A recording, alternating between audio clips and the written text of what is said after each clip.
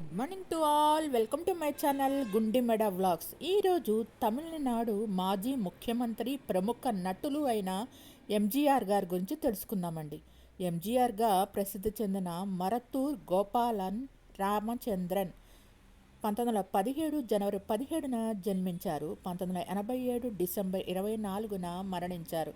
తమిళనాడు రాజకీయ నాయకులు, తమిళ చలనచిత్ర నటులు, నిర్మాత, దర్శకులు, దాత, సమాజ సేవకుడు. 1977 నుంచి 1987 మధ్యకాలంలో 10 ఏళ్ల పాటు తమిళనాడు ముఖ్యమంత్రిగా పనిచేశారు. వీరు దాత, సమాజ సేవకులు కూడా. 1988లో ఎన్టీఆర్కు భారతదేశపు అత్యున్నత పౌర గౌరవమైన భారతరత్న మరణానంతరం లభించింది. తన యవ్వనంలో ఎంజీఆర్, అతని అన్నయ్య ఎంజీ చక్రపాణి తమ కుటుంబాన్ని పోషించడానికి ఒక నాటక బృందంలో సభ్యులయ్యారు. గాంధేయ ఆదర్శాల ప్రభావంతో ఎంజీఆర్ భారత జాతీయ కాంగ్రెస్లో చేరారు. కొన్ని సంవత్సరాల పాటు నాటకాల్లో నటించిన తర్వాత 1936లో సతీ లీలావతి చిత్రంలో ఒక సహాయక పాత్రలో చలనచిత్ర రంగ ప్రవేశం చేశారు. 1940 దశకం చివరి కల్లా అతను కథానాయక పాత్రలు సంపాదించారు. తర్వాత 30 ఏళ్ల పాటు తమిళ చిత్ర పరిశ్రమలో అగ్ర కథానాయకుడిగా ఆధిపత్యం సంపాదించారు. సిఎన్ అన్నాదురై నేతృత్వంలోని ద్రవిడ మున్నేట్ర కజగం డిఎంకే పార్టీలో ఎంజీఆర్ సభ్యులయ్యారు.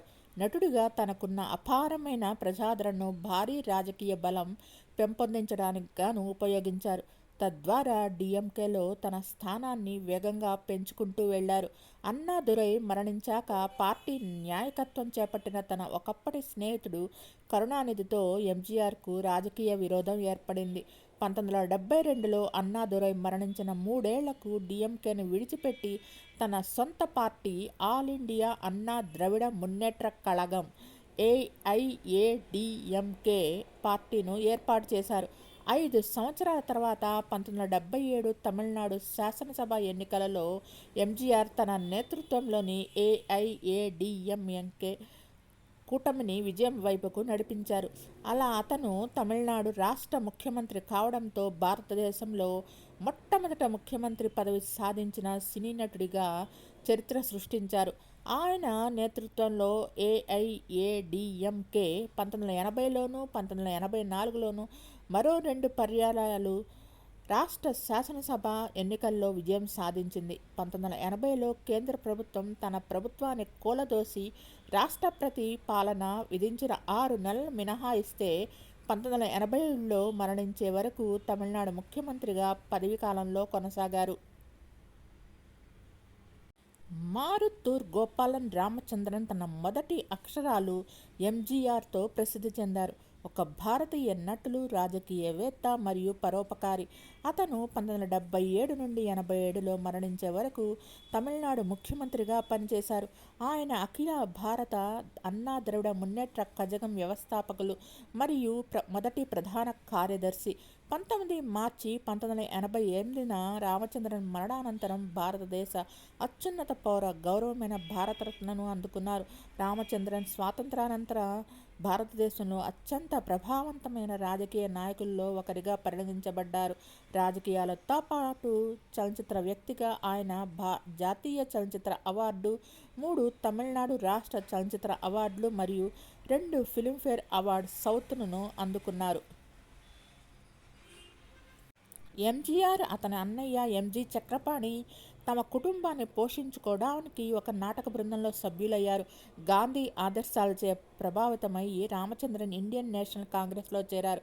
కొన్ని సంవత్సరాలు నాటకాల్లో నటించిన తర్వాత 1936 సతీ లీలావతి అనే చిత్రంలో సహాయక పాత్రలో తన సినీ రంగ ప్రవేశం చేశారు.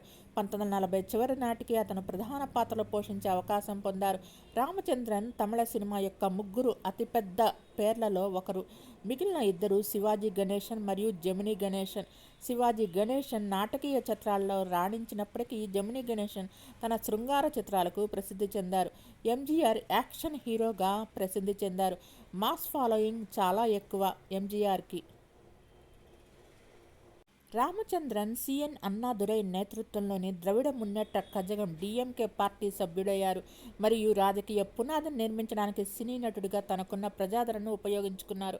1972లో అన్నాదురై మరణించిన నాటికి 3 సంవత్సరాల తర్వాత ఆయన డిఎంకేను విడిచిపెట్టి ఆ తర్వాత ఎం కరుణానిధి నాయకత్వంలో తన సొంత పార్టీని స్థాపించారు, ఆల్ ఇండియా అన్నా ద్రవిడ మున్నేట్ర కజగం.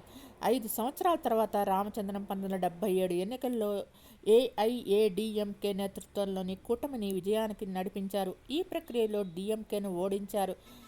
ఆయన తమిళనాడు ముఖ్యమంత్రి అయ్యారు. భారతదేశంలో ముఖ్యమంత్రి అయిన మొదటి సినీ నటుడు. 1980లో 4 నెలల పాటు కొనసాగిన విరామం మినహా కేంద్ర ప్రభుత్వం ఆయన ప్రభుత్వాన్ని పడగొట్టినప్పుడు ఆయన 1987లో మరణించే వరకు ముఖ్యమంత్రిగా కొనసాగారు. ఏఐఏడిఎంకే మరియు 1984లో మరో 2 ఎన్నికల విజయాలకు దారితీసింది.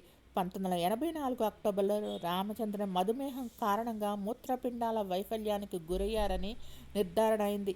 దీర్ఘకాలిక అనారోగ్యంతో బాధపడుతూ ఆయన డిసెంబర్ 24, 1987న మనపక్కల్లోని రామవరం గార్డెన్స్లోని తన నివాసంలో మరణించారు.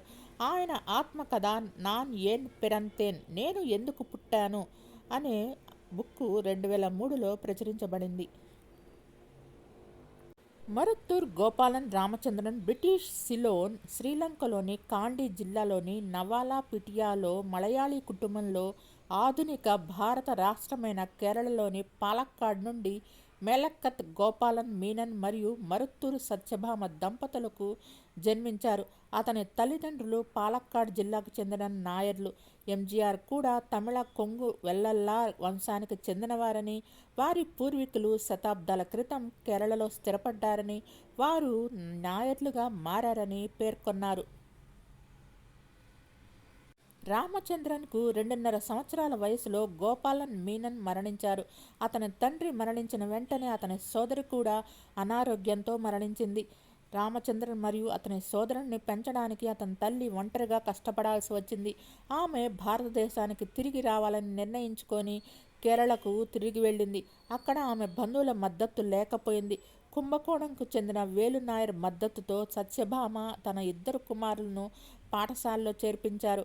పాఠశాలలోనే రామచంద్రన్ తన నటనా జీవితాన్ని ప్రారంభించి బాయ్స్ కంపెనీ డ్రామా ట్రూపులో చేరి ఆ ట్రూపు నిర్వహించే కఠినమైన శిక్షణ కార్యక్రమాలలో పాటలు, నృత్యం, కత్తి యుద్ధం, వాక్చాతుర్యం మరియు జ్ఞాపక శక్తి వంటి రంగాలలో చురుకైన ఆసక్తి మరియు ప్రమేయంతో పాల్గొన్నారు. తన బాల్యంలో ఎదుర్కొన్న సవాళ్లు తన పాత్రను, రాజకీయ జీవితాన్ని రూపొందించడంలో ముఖ్యమైన పాత్ర పోషించాయి.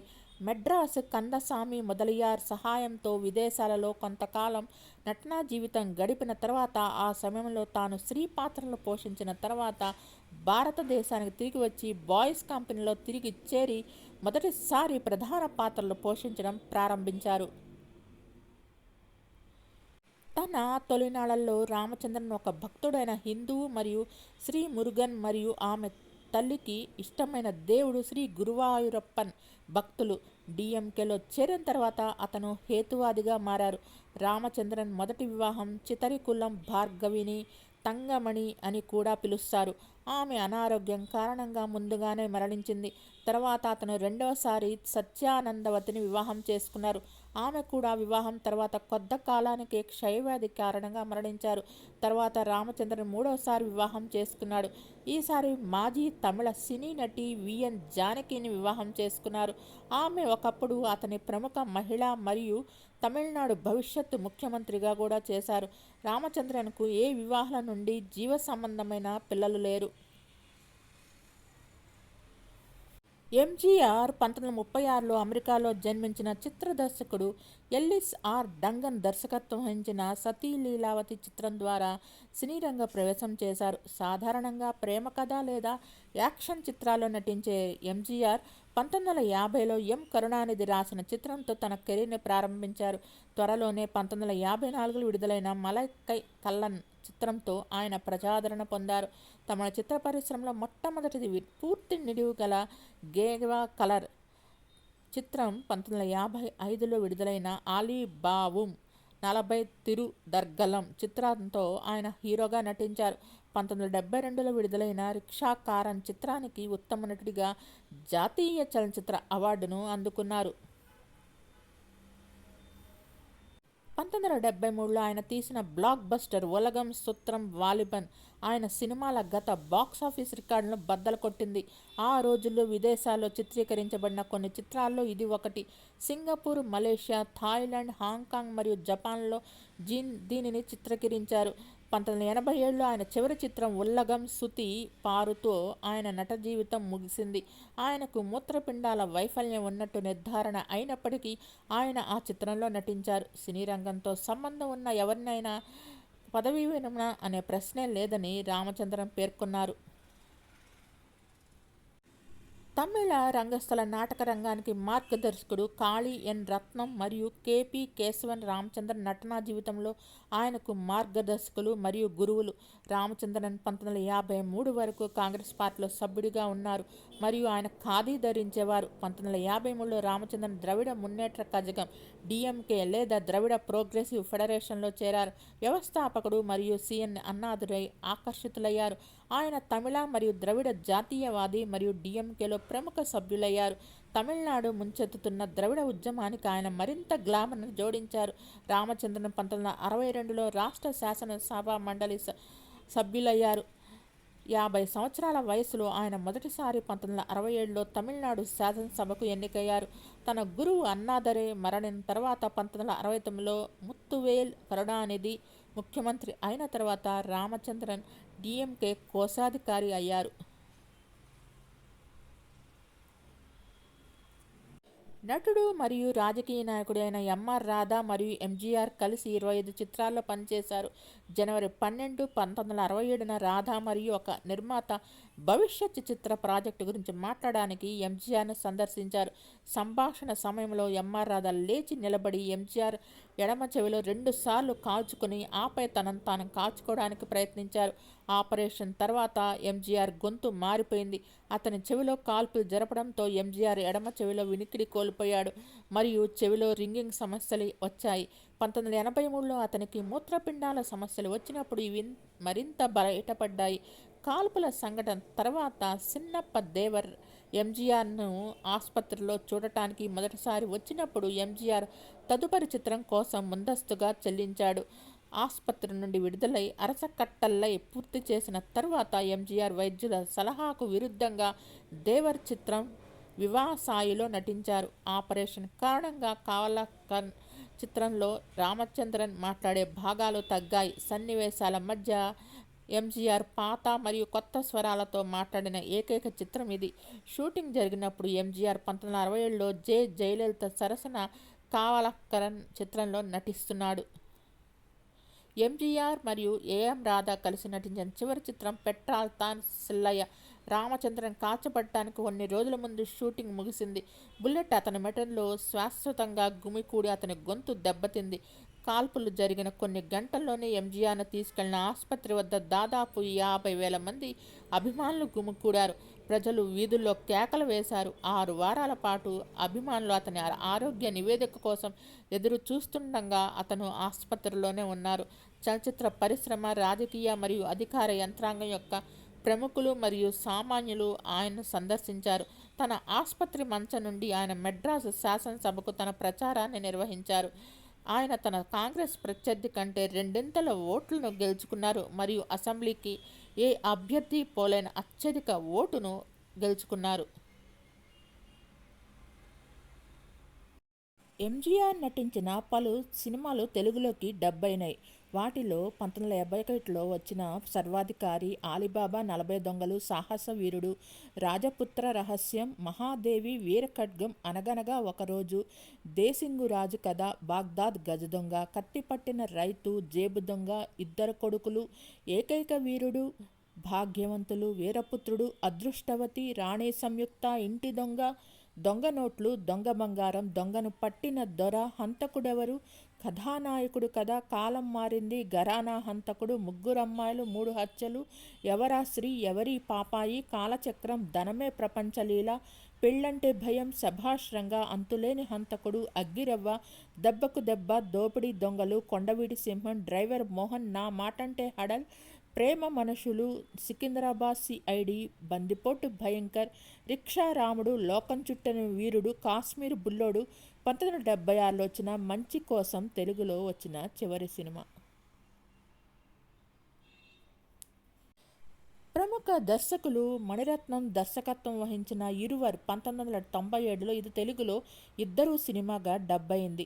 ఈ సినిమాలో ఎంజీఆర్ మరియు ఎం కరుణానిధి మధ్య వచ్చిన శత్రుత్వం ఆధారంగా రూపొందించబడింది. మలయాళ నటుడు మోహన్ లాల్ ఎంజీఆర్ పాత్ర పోషించారు. 2019లో స్ట్రీమింగ్ సిరీస్ క్వీన్లో ఇంద్రజిత్ కుమారన్ అతను ఎంజీఆర్ పాత్రను పోషించారు. తలైవి చిత్రంలో ఎంజీఆర్ పాత్రను అరవింద స్వామి పోషించాడు. ఎంజీఆర్ మరణానంతరం ఆయన రాజకీయ పార్టీ అయిన ఆల్ ఇండియా అన్నా ద్రవిడ మున్నేట్ర కజగం ఆయన భార్య విఎన్ జానకి ఎంజీఆర్ మరియు జయలలిత మధ్య విడిపోయింది. వారు 1989లో మళ్లీ విలీనం అయ్యారు. 1989లో doctor MGR home and higher secondary school for the speech and hearing ఇమ్సమ్ ఎయిడ్స్ ను రామాపురంలోని ఎంజీఆర్ తోట్టం వద్ద జనవరి 1987లో ఆయన రాసిన చివరి వీలునామా ప్రకారం స్థాపించారు. టీ నగర్లోని 27 ఆర్కాట్ స్ట్రీట్లోని ఆయన అధికారిక నివాసం ఇప్పుడు ఎంజీఆర్ మెమోరియల్ హౌస్గా మారింది మరియు ప్రజల సందర్శనార్థం తెరిచి ఉంది. ఆయన film studio Satya studios doctor MGR Janaki college of arts and science for women పేరుతో మహిళా కళాశాలగా మార్చబడింది. ఎంజీఆర్ను తమిళనాడులో పురుచి తలైవర్ అంటే విప్లవాత్మక నాయకుడిగా విస్తృతంగా గుర్తిస్తారు. చెన్నైలోని ప్రధాన రహదారుల్లో ఒకటైన డాక్టర్ ఎంజీఆర్ సలైకు ఆయన గౌరవార్థం పేరు పెట్టారు. దీన్ని గతంలో గోకుల కన్నన్ రోడ్ అని పిలిచేవారు. మరి ఇప్పుడు ఎంజీ రామచంద్ర విగ్రహం అక్కడ ఉంది.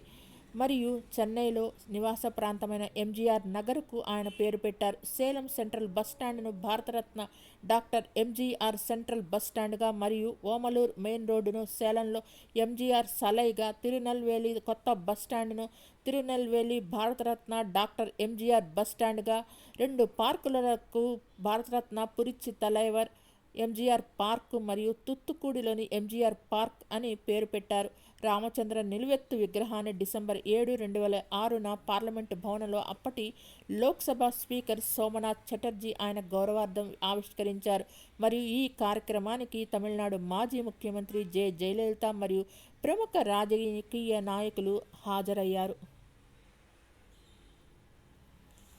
2017లో జనవరి 17న చెన్నైలో జరిగిన ఆయన శతజయంతి ఉత్సవాల సందర్భంగా కేంద్ర ప్రభుత్వం ₹100 మరియు ₹5 విలువ గల స్మారక నాణెంను విడుదల చేశారు. 2017 అక్టోబర్ 31న తమిళనాడు ప్రభుత్వం ఆయన గౌరవార్థం మదురైలోని మట్టుతవాణి బస్టాండ్ పేరును ఎంజీఆర్ బస్టాండ్గా మార్చింది.